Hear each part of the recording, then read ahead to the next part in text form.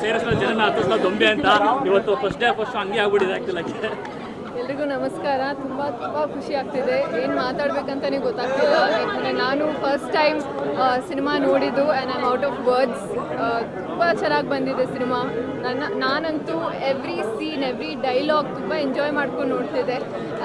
ನಾನು ಮಾಡಿದ್ದೀನಿ ಅಂತ ಏನೂ ಇಲ್ಲ, but as an audience completely enjoy ಮಾಡಿದೆ.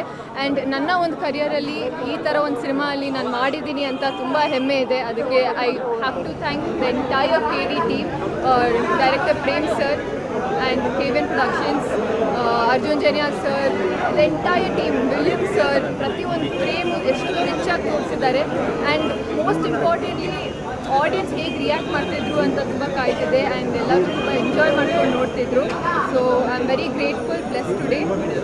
ಎಲ್ಲರೂ ಸಿನಿಮಾನ ನೋಡಿ KDನ ಎಂಜಾಯ್ ಮಾಡಿ. It's all yours.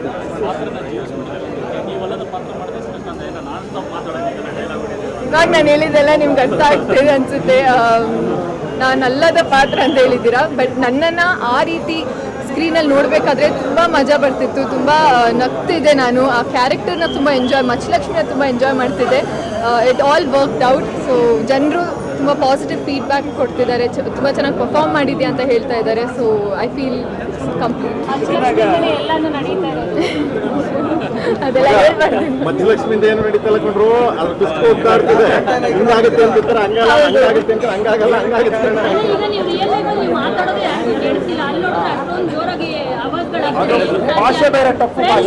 ಇದು ರೀಶ್ಮಾ ಹೀಗೆ ಮಾತಾಡು, ಬಟ್ ಮಚ್ಚಲಕ್ಷ್ಮಿ ಆ ಗತ್ತಲ್ಲಿ ಆ ಪವರಲ್ಲಿ ಮಾತಾಡ್ತಾಳೆ.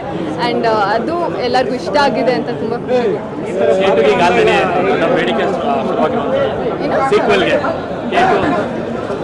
ಅದೆಲ್ಲ ಸರ್ ಪಕ್ಕದಲ್ಲಿದ್ದಾರೆ, ಅವ್ರು ಕೇಳಿ ಪ್ಲೀಸ್.